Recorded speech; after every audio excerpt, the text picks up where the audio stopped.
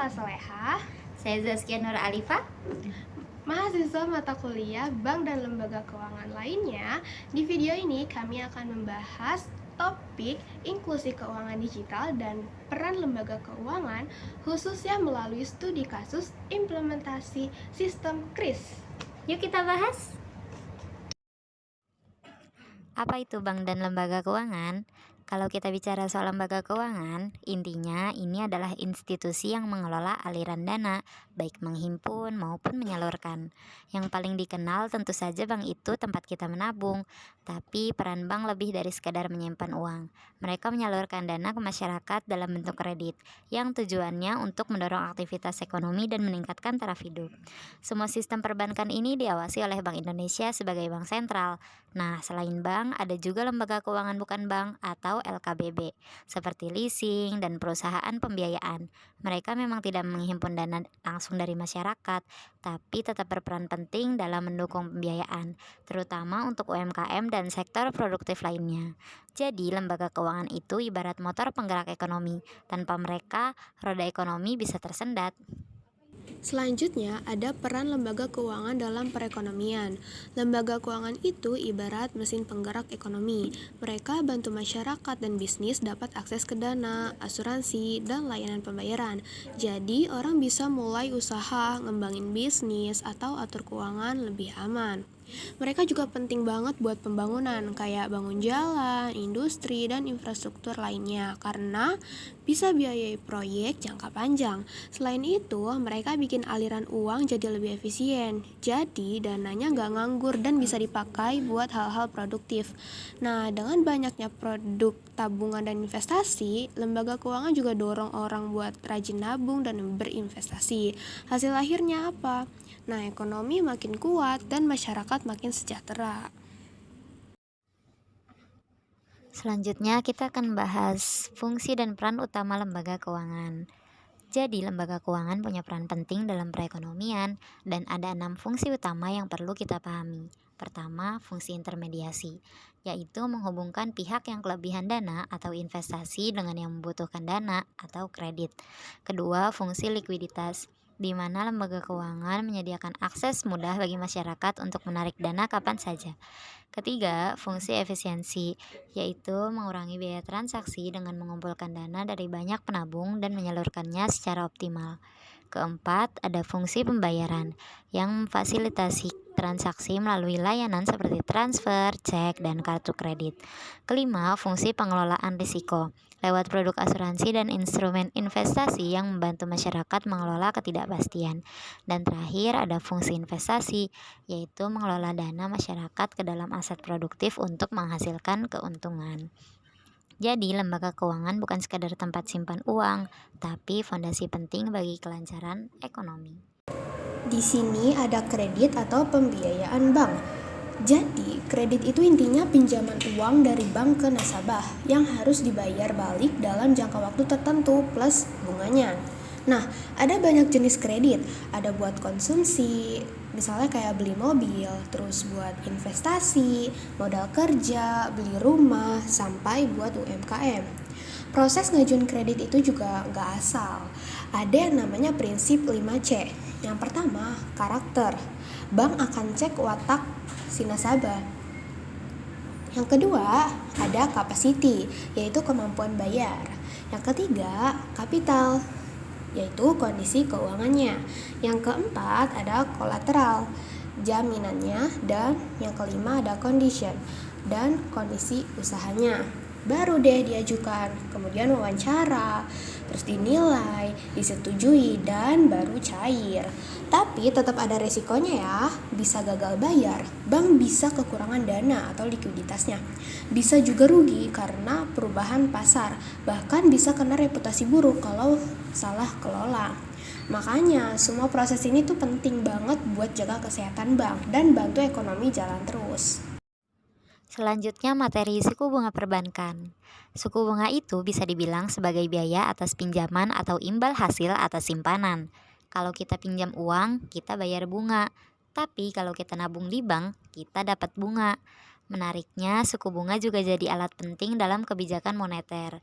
Bank sentral seperti Bank Indonesia bisa menaikkan atau menurunkan suku bunga untuk mengatur jumlah uang beredar dan menjaga stabilitas ekonomi. Ada beberapa jenis suku bunga yang perlu kita ketahui.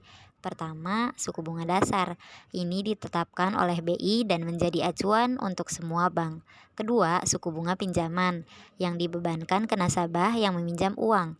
Ketiga, ada suku bunga simpanan, yaitu bunga untuk nasabah yang menabung. Dan yang terakhir ada suku bunga pasar uang yang berlaku di antara bank-bank saat saling pinjam dana jangka pendek. Jadi, suku bunga bukan cuma soal angka, tapi punya pengaruh besar terhadap aktivitas ekonomi sehari-hari. Selanjutnya, ada faktor penentu suku bunga. Suku bunga itu kayak harga buat pinjam uang. Siapa yang ngatur? Salah satunya adalah bank sentral. Kalau inflasi lagi tinggi, mereka naikin suku bunga biar orang nggak kebanyakan belanja. Tapi kalau ekonomi lagi lesu, suku bunga bisa diturunin biar orang semangat minjem dan belanja lagi. Terus, ada juga faktor lain kayak inflasi, kondisi ekonomi dunia, sampai banyak tidaknya orang yang mau pinjam atau nyimpen duit di bank. Kalau banyak yang butuh pinjaman tapi dana di bank terbatas, suku bunga biasanya tuh naik. Dampaknya apa? Banyak. Suku bunga tinggi bikin orang lebih rajin nabung, tapi bisa nahan investasi karena modal jadi mahal. Konsumsi juga bisa turun karena cicilannya makin berat. Tapi di sisi lain, suku bunga tinggi bisa bikin mata uang kita makin kuat karena investor luar jadi tertarik masuk. Selanjutnya ada jasa-jasa bank lainnya. Jadi, selain menyimpan dan menyalurkan dana, bank juga menyediakan berbagai jasa layanan keuangan yang mempermudah aktivitas kita sehari-hari, bahkan mendukung kegiatan bisnis. Contohnya itu, yang pertama ada transfer uang. Nah, transfer uang ini maksudnya pengiriman dana antar rekening, baik dalam negeri maupun luar negeri. Yang kedua ada clearing. Clearing ini yaitu penagihan cek atau giro dari dalam kota, biasanya selesai dalam 1 hari. Yang ketiga ada inkaso, atau penagihan surat berharga dari luar kota atau luar negeri. Nah, ini butuh waktu lebih lama. Yang keempat ada safe deposit box, yaitu layanan sewa kotak penyimpanan untuk barang atau dokumen berharga. Yang kelima ada bank card, seperti kartu kredit, bisa untuk belanja atau tarik tunai dengan sistem bunga dan iuran. Yang keenam ada bank notes, yaitu layanan penukaran uang asing berdasarkan nilai tukar yang berlaku. Yang ketujuh ada bank garansi, yaitu jaminan tertulis dari bank atas pelaksanaan suatu kontrak usaha. Yang kedelapan ada bank draft, yaitu wesel dari bank yang bisa diuangkan oleh nasabah kapan saja. Yang kesembilan ada letter of credit, yaitu surat kredit untuk menjamin pembayaran dalam perdagangan internasional. Yang kesepuluh ada traveler's check you, yaitu alat pembayaran praktis saat berpergian, bisa juga jadi hadiah. Yang ke-11 ada penerimaan setoran, yaitu bank menerima setoran untuk berbagai pembayaran seperti pajak, listrik, dan kuliah. Yang ke-12 ada pelayanan pembayaran, yaitu bank membayar atas instruksi nasabah seperti gaji, bonus, atau dividen. Yang ke-13 ada aktivitas di pasar modal. Nah, bank juga bisa menjadi underwriter, broker, atau pengelola dana di pasar modal. Jadi, semua jasa ini membuat bank menjadi lembaga yang sangat lengkap dan strategis, bukan hanya untuk pribadi, tetapi juga dunia investasi dan usaha. Selanjutnya ada strategi manajemen risiko kredit dan operasional. Sebelum risiko jadi masalah besar, bank harus tahu dulu risiko apa aja yang mungkin muncul. Ini namanya identifikasi risiko. Ada dua yang paling penting. Pertama, risiko kredit. Ini muncul kalau nasabah nggak bisa bayar utangnya. Jadi, bank harus rajin cek latar belakang nasabah, pantau terus kondisi keuangan mereka, dan pastikan kredit yang dikasih memang layak. Yang kedua, ada risiko operasional. Ini datang dari dalam, kayak kesalahan sistem, human error, atau proses kerja yang gak rapi. Bisa juga dari luar, misalnya bencana alam atau aturan baru pemerintah. Makanya, bank harus rajin evaluasi sistem IT, alur kerja, dan siaga sama perubahan yang ada. Selanjutnya yaitu strategi manajemen risiko kredit dan operasional. Jadi dalam dunia perbankan risiko itu pasti ada, mulai dari risiko kredit hingga operasional. Maka dari itu bank wajib punya strategi manajemen risiko yang terstruktur. Nah, yang pertama di sini ada strategi manajemen untuk risiko kredit.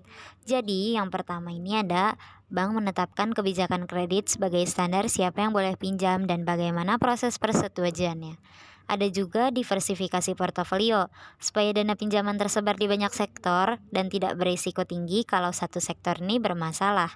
Yang ketiga, bank juga rutin melakukan pemantauan berkala agar bisa mendeteksi lebih awal kredit yang mulai bermasalah. Dan yang terakhir, tentu disiapkan cadangan kerugian sebagai antisipasi jika terjadi gagal bayar. Lalu strategi untuk risiko operasional, yaitu yang pertama ada bank menerapkan pengendalian internal untuk mencegah kesalahan kerja dan kecurangan. Selanjutnya memberikan pelatihan SDM agar karyawan lebih terampil dan siap menghadapi tantangan. Dan mengandalkan teknologi yang andal dan aman supaya sistem berjalan dengan efisien tanpa gangguan. Yang terakhir, punya rencana kontingensi atau rencana keberlanjutan, yaitu strategi cadangan jika sewaktu-waktu terjadi krisis operasional. Dengan strategi-strategi inilah bank bisa tetap berjalan stabil meski menghadapi berbagai resiko. Lalu kita bahas teknologi dan inovasi dalam perbankan. Sekarang bank udah makin canggih. Dulu harus ke kantor cabang, sekarang semua bisa lewat HP. Praktis banget. Ini semua berkat transformasi digital. Bank gak cuma ubah model bisnis, tapi juga terus berinovasi biar layanan makin cepat dan sesuai kebutuhan nasabah modern. Peluangnya apa? Banyak, mulai dari efisiensi kerja, biaya lebih hemat, sampai bantu masyarakatnya sebelumnya nggak punya akses ke bank.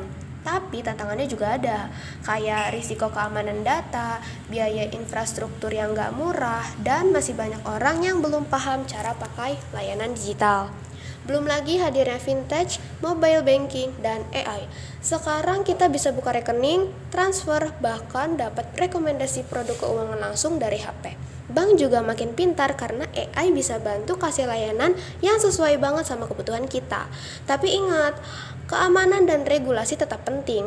Bank harus jaga data nasabah dan patuh sama aturan supaya layanan digital tetap aman dan terpercaya. Lanjut, kita akan bahas studi kasus implementasi sistem KRIS. Tapi kita nggak cuma bahas di permukaannya aja, kita akan bedah dari mulai sejarahnya sampai ke tantangannya. Jadi, KRIS atau Quick Response Code Indonesian Standard pertama kali diluncurkan pada tanggal 17 Agustus 2019. Nah, hal ini bertepatan dengan HUT RI ke-74, yang dimana hal ini juga menjadi simbol kedaulatan finansial nasional. KRIS sendiri dikembangkan oleh Bank Indonesia bareng ASPI sebagai bagian dari implementasi visi Sistem Pembayaran Indonesia atau SPI 2025. Nah, tujuan utamanya yaitu untuk menyatukan berbagai sistem pembayaran QR supaya lebih efisien, aman, dan terstandarisasi nasional. Nah, pada hal ini, Bank Indonesia mengatur regulasi resmi, yaitu pada PADG nomor 21-18-PADG-2019.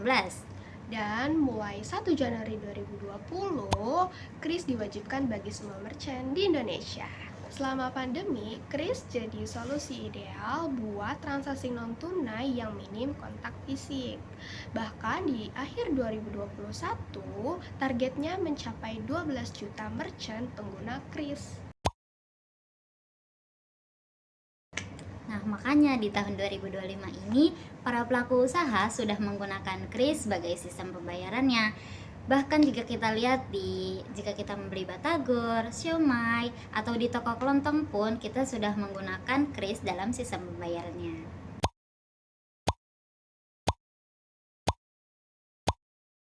Nah, sekarang kita masuk ke bagian kedua, yaitu bagaimana sih sebenarnya peran Bank Indonesia dalam pengembangan KRIS ini?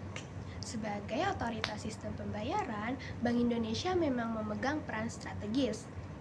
Melalui Blueprint Sistem Pembayaran Indonesia atau SPI 2025, BI ingin menciptakan sistem pembayaran yang cepat, aman, efisien, dan inklusif. Dalam blueprint tersebut, integrasi antara fintech dan perbankan menjadi fokus utama, dan KRIS ini menjadi salah satu produk nyata dari visi tersebut. Nah, KRIS menjadi alat untuk mendorong efisiensi transaksi, memperluas inklusi keuangan, dan mengurangi peredaran uang palsu.